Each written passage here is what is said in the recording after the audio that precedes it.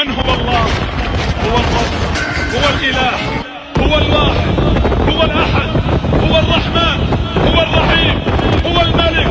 هو القدوس، هو السلام، هو المؤمن، هو المهيمن، هو العزيز، هو الجبار، هو المتكبر، هو التواب، هو الواسع، هو الكريم، هو العفو، هو القدير،